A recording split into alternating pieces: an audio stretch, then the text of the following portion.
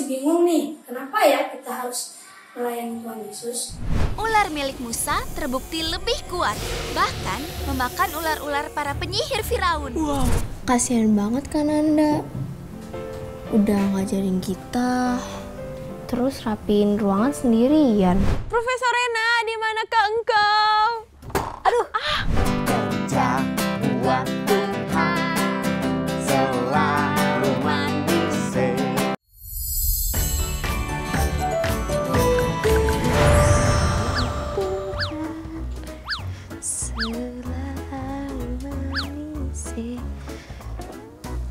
ting ting ting ting.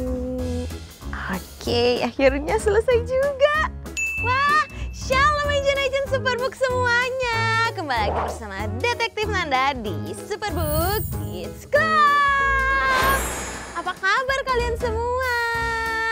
Hari ini itu jadwalnya detektif untuk bersih-bersih ruangan ini. Hari ini kalian sudah melakukan pelayanan apa di rumah kalian? Wah, keren. Sudah saatnya kita bekerja lagi. Kita langsung lihat aja apa pertanyaan dari teman Superbook kita. Halo Detektif Nanda, halo agent Superbook. Perkenalkan, nama saya Ari Parapat. Saya dari GTDI Gunung Sitoli. Di beberapa minggu yang lalu, Detektif Nanda pernah bilang kalau kita harus membaca firman Tuhan, berdoa, dan melayani Tuhan Yesus. Nah, aku masih bingung nih, kenapa ya kita harus melayani Tuhan Yesus? Tolong dijawab ya, terima kasih. Wah, kamu berarti selalu menonton Superbook Kids Club ya? Keren! Siapa coba di sini yang setiap minggu nonton Superbook Kids Club juga? Wah, bagus. Ajakin juga teman-teman kalian ya. Oke deh kalau gitu, hari ini kita akan mencari jawaban dari pertanyaan kenapa kita harus melayani supaya iman kita bisa bertumbuh. Pertama-tama kita akan mencari apa saja clue-nya. Oke, ayo bantu detektif untuk mencari. Di belakang. Sini atau sini? Sini. Oh iya. Mari kita lihat. 1, 2, 3. Apa ya ini timbangan? Kita lanjut ke yang lain. Ayo tolong dibantu. Coba cari yang bercahaya. Di sini bawah. Ada di atas. Oh di bawah. Oke. 1, 2, 3. Lilin. Kita harus cari satu clue lagi nih. Di mana? Di belakang atas. Oke. 1, 2, 3. Hah? Tongkat. Oke deh kalau gitu kita sudah menemukan 3 clue-nya. Saatnya kita berangkat mencari jawabannya.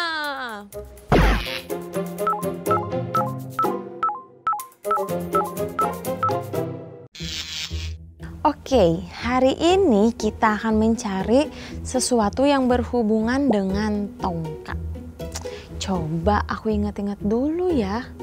Siapa tokoh Alkitab yang sering menggunakan tongkat? Siapa ya? Oh, aku tahu kita bisa lihat di mana. Di aplikasi Superbook Kids Bible. Bener juga ya.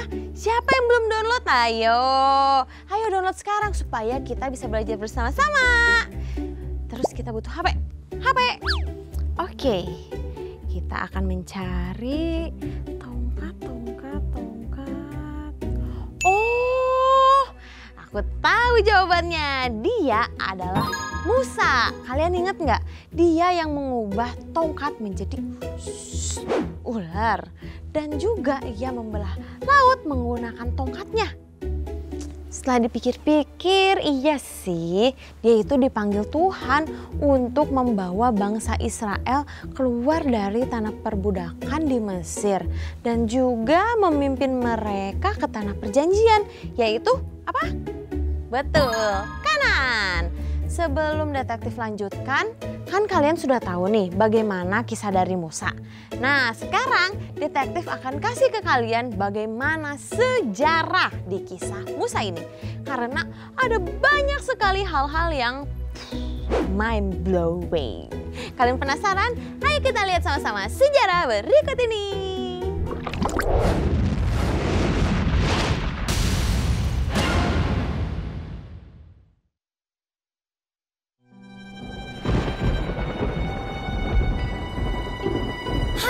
Halo teman, di luar lagi ada badai nih. Untungnya semua barang di laboratorium sudah aku amankan, kecuali... Ya, listriknya mati. Jangan takut. Sambil aku perbaiki listriknya, coba kalian tebak di mana petualangan Superbook kita hari ini. Pemindai dimulai. Tujuan Mesir pada zaman Musa. Pemindai selesai. Hai teman, aku Joy. Terima kasih karena sudah ikut Chris, Gizmo, dan aku mengunjungi Musa. Petualangan yang luar biasa. Perjalanan kita dimulai di tanah Mesir. Firaun adalah sebutan untuk raja-raja di Mesir. Orang Mesir suka menyembah dewa-dewa. Dan menurut mereka, Firaun bisa berbicara dengan dewa-dewa itu. Mereka tidak tahu kalau hanya ada satu Tuhan yang benar. Aku tidak kenal Tuhan dan takkan kubiarkan Israel pergi. Banyak ukiran dan patung dari beberapa Firaun ditemukan di makam-makam dan lokasi arkeologi lainnya di Mesir. Di zaman Musa, orang-orang Israel menjadi budak, dipaksa untuk membangun kota-kota dan gudang penyimpanan. Lukisan pada makam Rekhmire di Tebes ini menunjukkan sekelompok budak yang sedang membuat batu bata di Mesir. Ini adalah salah satu contoh kerja paksa bangsa Israel. Di Goshen, bangsa Israel membangun kota Rameses. Ini wilayah yang ditinggalkan bangsa Israel saat dipimpin Musa bebas dari perbudakan. Para budak Ibrani menghadapi masalah yang sangat sulit, tapi Tuhan punya rencana. Nah, aku juga punya rencana. Aku harus segera menyelesaikan kekacauan ini. Sambil aku coba selesaikan, coba kalian cari petualangan Superbook kita yang paling seru. Mendingan nih. Masih ingat beberapa kejadian dari petualangan seru Musa di Mesir? Masih ingatkah kamu berapa banyak tulah yang melanda Mesir? Apakah A, 7, B, 2, C, 10, atau D, 21? Jawaban yang benar adalah C, 10. Bisakah kamu menyebutkan 3 tulah? Aku kasih waktu ya untuk menyebutkan tulah-tulah yang masih kalian ingat.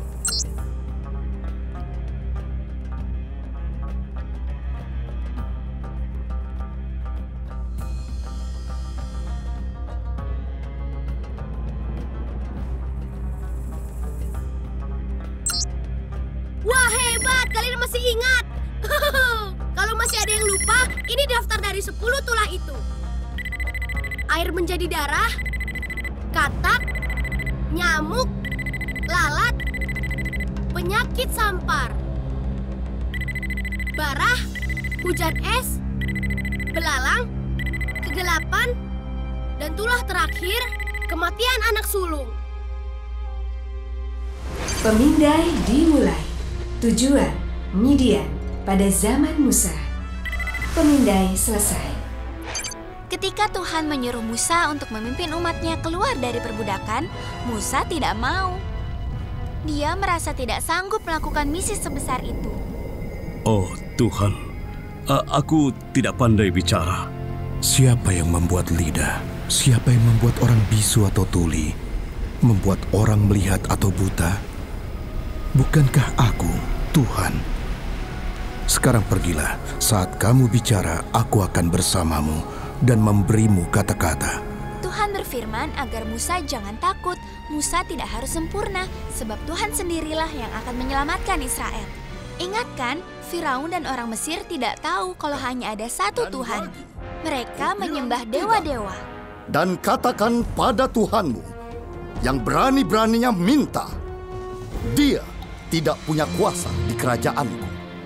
Mujizat yang Tuhan tunjukkan pada Firaun melalui Musa membuktikan kalau Tuhan benar-benar Tuhan atas segalanya, termasuk Mesir. Gulungan kertas Westcar, sebuah teks Mesir kuno, menceritakan kisah penyihir yang merubah tongkat jadi ular.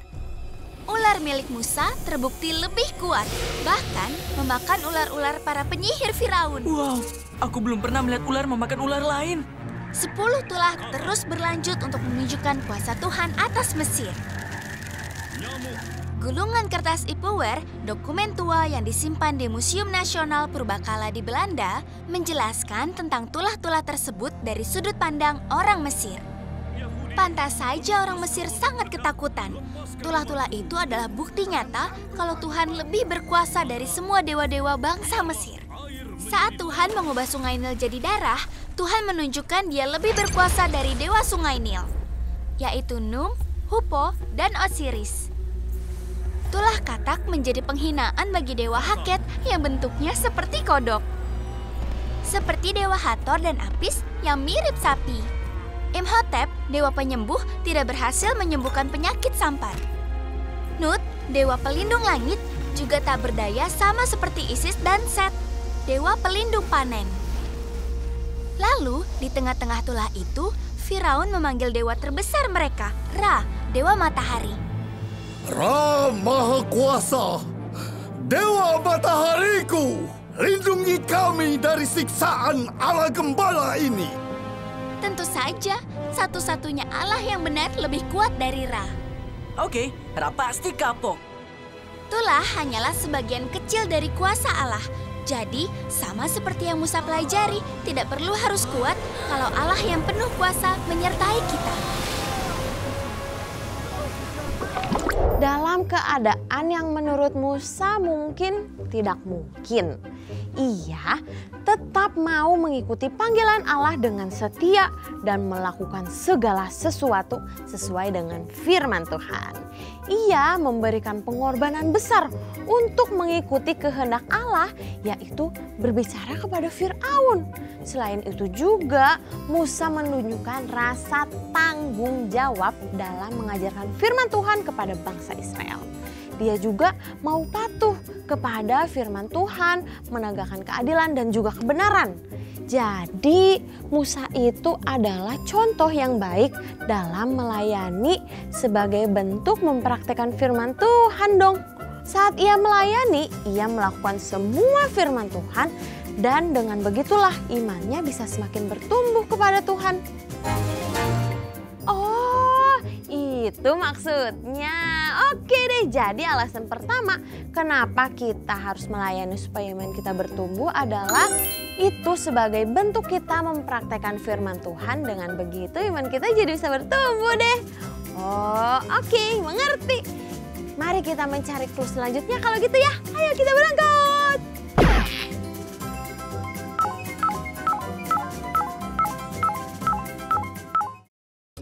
Beras 1 kilo, telur dan sayur-sayur hijau. Beras 1 kilo, telur. Apa lagi ya? Aduh, Gismo lupa ini. Gismo. Hai Detektif Nanda. Kamu mau kemana? Hari ini aku mau belanja ke pasar. Aku mau membantu ibunya Chris. Dia mau memasak. Jadi aku mau bantu membelikan bahan-bahannya. Tapi aku lupa apa saja yang mau dibeli. Wah Gismo, tapi kamu keren loh. Kamu mau melayani keluarganya Chris. Pas banget nih, hari ini aku dapat pertanyaan tentang melayani bisa membangun iman kita. Tapi cluenya itu timbangan seperti ini. Kira-kira apa ya Gismo? Baik, coba Gismo cari tahu ya. Ini adalah alat yang digunakan dalam sistem hukum untuk menunjukkan bahwa keputusan harus diambil berdasarkan pertimbangan yang seimbang dan adil. Timbangan hukum umumnya terdiri dari 2 pelat yang seimbang di ujung lengan yang sama panjang dengan beban yang diatur pada salah satu pelat. Oh gitu, jadi timbangan ini itu menggambarkan keseimbangan tindakan kita dan tindakan kita kepada orang lain dong. Tapi apa hubungannya sama melayani dan iman ya? Oh, gimana kalau kita taruh melayani di sebelah sini dan iman di sebelah sini? Oh, aku mengerti Gismo. Melayani kan untuk Tuhan dan sesama. Kalau iman untuk kita. Nah, jika kita terlalu fokus pada pelayanan, kita mungkin kehilangan waktu untuk merawat hubungan kita dengan Tuhan. Tapi kalau kita terlalu fokus dengan iman, kita bisa jadi egois dan tidak memberikan manfaat kepada orang lain. Tapi kalau seimbang, pelayanan kita bisa berkembang, iman kita juga bisa berkembang deh. Oh gitu, terima kasih ya Gisma sudah membantu kami. Oh iya, kamu udah ingat belum mau beli apa lagi? Sudah, aku harus segera pergi sebelum aku lupa lagi. Dadah Detektif Nanda, dadah Ejun-Ejun. Semangat ya untuk mencari clue selanjutnya. Dadah!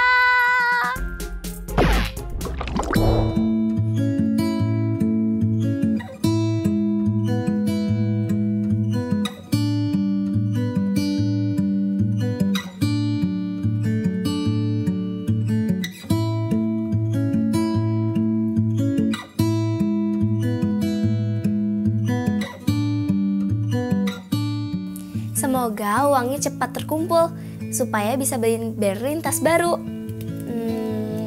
Kira-kira mau beliin tas kayak gimana ya? Gak sabar banget untuk beliin tas baru.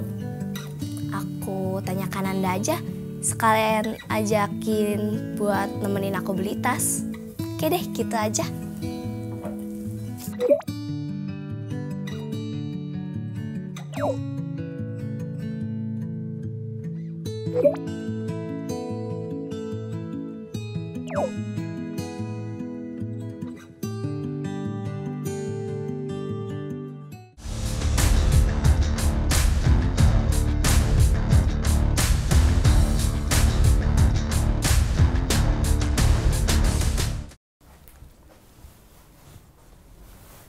Terima kasih anak mama, udah bantuin mama beberes rumah.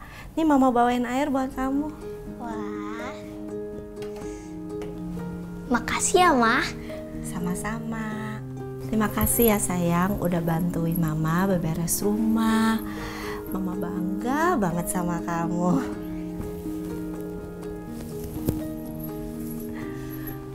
Ma, masih ada pekerjaan lain nggak yang bisa aku lakuin?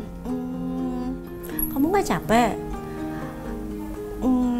Kan udah beres-beres rumah. Nanti ya kalau ada mama kasih lagi. Iya, soalnya aku suka banget ngayani orang mah. Oke. Mami tinggal dulu ya. Jangan capek-capek, oke?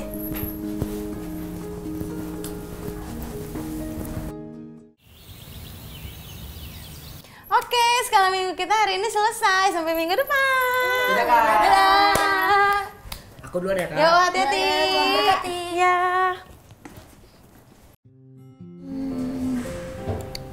Kasian banget kan Anda. Udah ngajarin kita, terus rapiin ruangan sendirian. Aku ajak teman-teman deh buat bantuin kan Anda. Teman-teman, sini yuk. Oke, teman-teman, daripada kita main, mending kita bantuin kan Anda buat rapiin sekolah minggu. Aku masih mau main sih, tapi kasihan juga kan Anda. Yaudah yuk, bantuin kan Anda. Yuk. Halo kan Anda. Halo, kalian mau ngapain? Mau bantuin kan Anda. Ih, terima kasih banget loh. Sini bantuin kakak angkatin.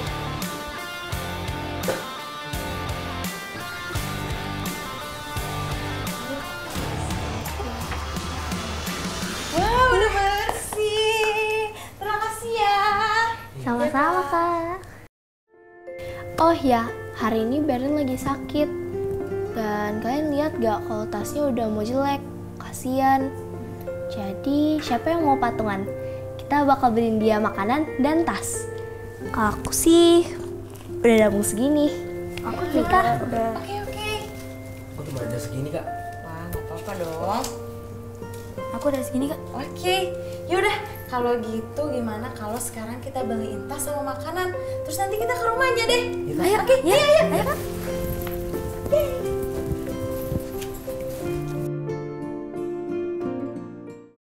Selamat pagi semuanya. Pagi, Kak. Semuanya semangat memuji Tuhan? Semangat. Oke, kalau gitu kita nyanyi lagu apa ya? Halo, Kak. Maaf ya aku telat. Gak apa-apa, kamu Maaf udah ya, Kak. sehat? Udah, puji Tuhan. Nah, oke, ini kalau gitu karena semuanya udah ngumpul, kita mau memuji Tuhan. Kita nyanyi lagu apa ya? Happy Yaya. Boleh, ayo. Siap ya? 1, 2, 3. Happy Yaya, happy Yaya. Saya senang jadi anak Tuhan. Siang jadi kenangan, malam jadi impian. Cintaku semakin mendalam. Yeay!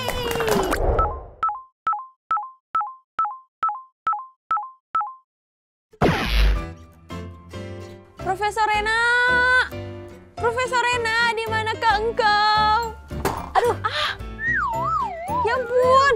Hati-hati Profesor, kena bisa kejedot. Aku lagi nyari lilin nih di bawah, di bawah meja. Oh. Ngomong-ngomong lilin, aku juga dapat lilin nih. Tapi pertanyaannya tuh adalah kenapa melayani bisa membuat iman kita bertumbuh?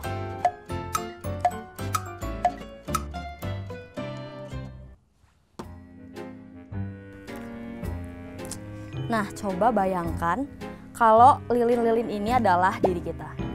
Saat kita percaya kepada Tuhan, iman kita itu masih menyala-nyala seperti lilin ini nih. Tuh apinya berkobar kan. Tapi karena keadaan, situasi iman kita mulai melemah dan padam.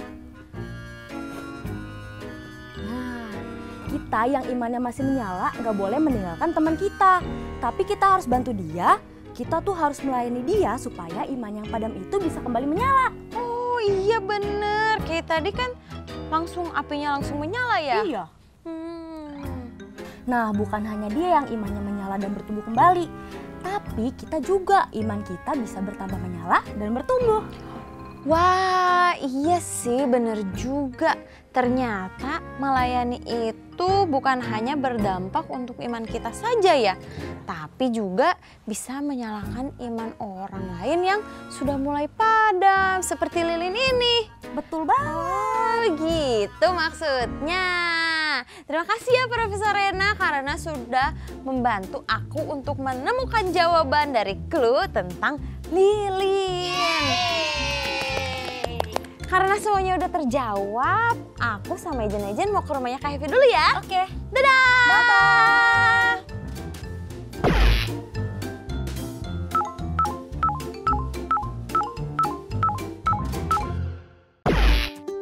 Halo Kak Hevi. Halo Kananda, apa kabar Kananda? Baik.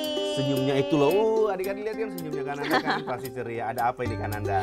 Hari ini kita itu menemukan alasan nih, jadi ada pertanyaan. Kenapa melayani itu bisa membuat iman kita menjadi bertumbuh? Nah, kita menemukan 3 jawabannya. Wow, dicatat ya adik-adik ada di rumah ya. Yes, Oke, jadi yang pertama itu adalah karena melayani itu cara kita mempraktekkan firman Tuhan. Di Alkitab kan Tuhan menyuruh kita untuk melayani satu atau yang lain. Jadi harus kita lakukan. Terus yang kedua, untuk menjaga keseimbangan hidup kita.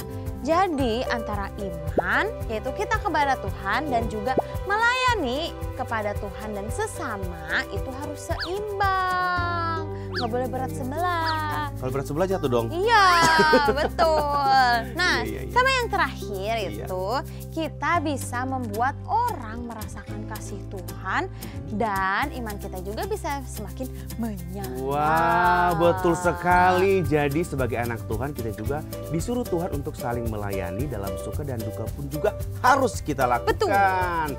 Nah, karena semua itu harus kita kembalikan kepada Tuhan. Gimana kalau hari ini kita nyanyikan lagu Kerja Buat Tuhan Selalu Manis. Jadi tidak ada mengeluh-mengeluh loh. Betul. Iya kan Kananda? Iya. Benar kan adik-adik? Aku setuju banget. Ayo adik-adik di rumah yuk sama-sama kita nyanyikan lagu ini ya bersama dengan Kak Hevi dan juga Kananda. Oke.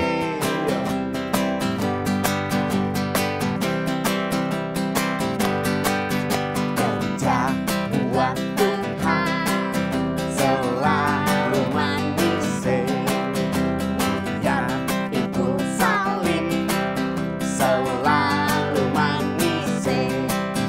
Ayo kerja buat Tuhan sungguh senang-senangnya, panggil Tuhan selalu manis. Serahkan diri serta Tuhan selalu manusia dari awal. Kerja buat Tuhan selalu manusia, biar pikul salib selalu manusia. Ayo kerja buat Tuhan, sungguh senang-senangnya dipanggil Tuhan selalu manusia. Serahkan diri ke ladang Tuhan saudara, serta Tuhan selalu manusia. Ayo kerja buat Tuhan, sungguh senang-senangnya dipanggil Tuhan selalu manusia. Serahkan diri ke ladang Tuhan saudara, serta Tuhan selalu manusia. Serahkan diri ke ladang Tuhan saudara, serta Tuhan selalu manusia. Yeay! Wow, keren, seru keren, banget keren. lagunya. Pasti dong, karena kita kan diajarkan untuk kerja buat Tuhan selalu manusia. Wah, terima kasih ya Kak Hevi lagunya. Terima kasih juga. Terima kasih juga Ejen sudah membantu Detektif Nanda untuk menemukan jawaban dari pertanyaan teman kita. Kak Nanda dan Kak Hevi serta segenap tim Superbook juga mau berterima kasih sebanyak-banyaknya untuk Papa, Mama, dan kakak-kakak semua yang terus dengan setia bersama Superbook Indonesia mendukung pemuritan anak di Indonesia dan menjadi dampak untuk mereka. Kami hari ini juga mau mengajak untuk Papa, Mama, dan kakak-kakak yang tergerak hatinya untuk kita sama-sama memuridkan lebih banyak lagi anak di Indonesia. Papa, Mama, dan kakak-kakak bisa scan QR Code yang ada di sebelah sini. Terima kasih banyak. Wow, dan jangan lupa juga dukung terus Superbook Indonesia dengan cara follow semua sosial media dan juga subscribe YouTube channel dan juga bagikan kepada teman-teman ya. Betul. Yang belum bagikan kepada teman-teman siapa? Ayo coba, ayo supaya banyak juga teman-teman juga yang tahu tentang Superbook Indonesia dan juga kita belajar bersama-sama. Yeay. Oke, misi kita hari ini selesai. Kalau ada adik-adik yang mau bertanya, kalian bisa langsung kirim video kalian ke DM Instagram Superbook Indonesia. Kalau gitu Detektif Nanda pamit. Dan juga Kak Happy pamit. Sampai jumpa di petualangan selanjutnya. Dadah! Dadah!